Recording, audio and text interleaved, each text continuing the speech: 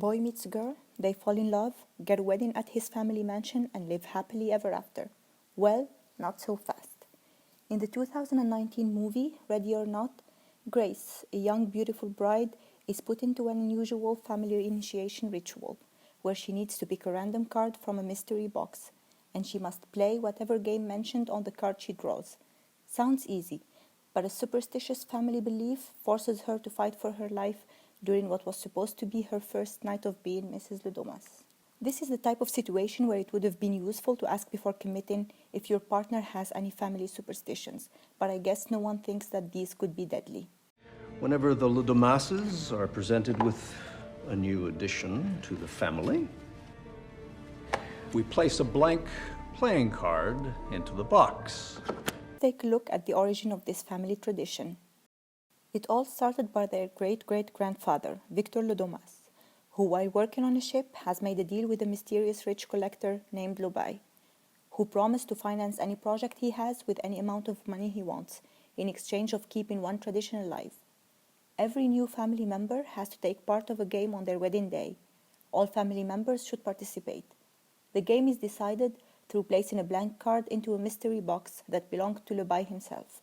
The new family member may draw chess, backgammon, or any other game. They don't have to win, only play. But if the drawn card has the hide-and-seek game, the new bride or groom should be sacrificed to Lobai to avoid the death of the whole family. This is as horrific as wedding scenario could be, but how far or close is it to real life? Superstitions exist in every country and culture.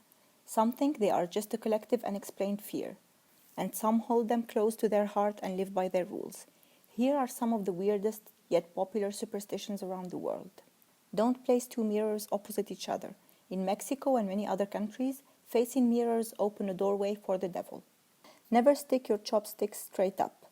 Poking chopsticks down into your food is a big no-no in Japan. The utensils look like the unlucky number 4, which means death, and also the incense sticks used at funerals. Let's go back to our beautiful bride, Grace, played by the talented Australian actress Samara Weaving, preparing to play what she thought is a harmless, stupid tradition. Here, she gets to sit with all family members. So, who is Le Domas family?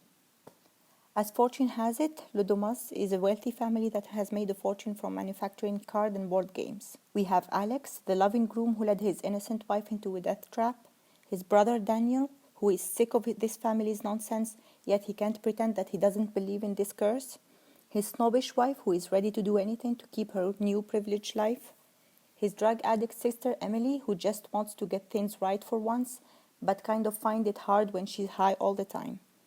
What seems to be okay with her foolish husband Fitch.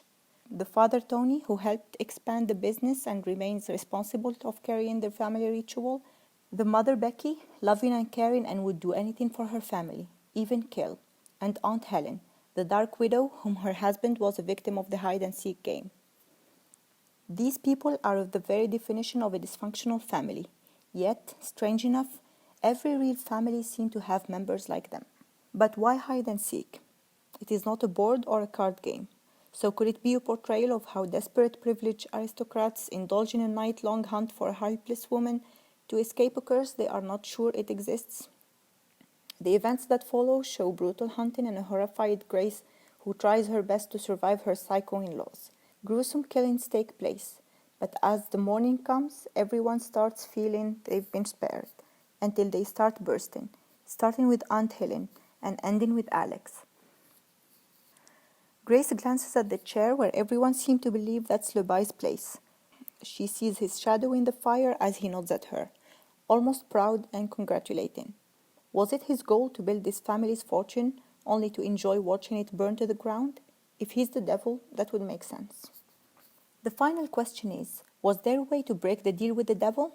I've searched the internet and found a couple of options. Number 1, get an exorcist.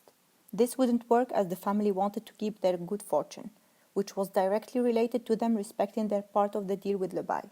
Number 2, burn the empire down. This will eliminate the whole purpose of the pact with the devil, but unlikely for the family to do it as well. Number 3, stop having babies and adopt.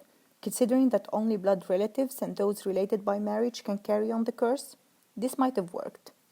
Number 4, offer the devil a better deal. This sounds like the most likely option to work, but what kind of a deal? If we want to find that out, we need to look closer to what was Levi's purpose in the first place. He met Victor le Domas on a boat and dared him to solve the mystery of the box, which he did. Now, if the family could have offered Levi a mysterious item that if he can't open, they would be freed of the deal, would that work? Maybe, maybe not. No matter what the options were, the Domas family had no intention to change their ways and their fortune. The curse became a part of who they are, and they didn't question it to look for an alternative. To make sure you'll never find yourself in such a scenario, just ask your significant other before you say I do if they have any family superstitions you need to know about.